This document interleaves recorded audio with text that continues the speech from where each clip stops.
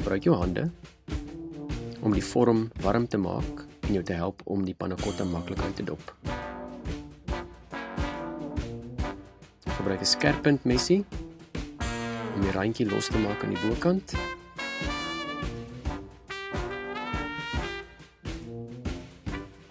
Gebruik 'n paletmes om dit weg te lig en lig te gee sodat dit maklik kan uitdop. Draai dit om en lig dit maklik uit. En daar het jy dit, 'n bewerige panna cotta vir goeie punte. Gebruik jou versierings, veral daar op die plekkies wat jy nie meer gelukkig is nie. Vrugte is ook deel van jou punte. En daar het jy dit, 'n lieflike panna cotta reg vir goeie punte.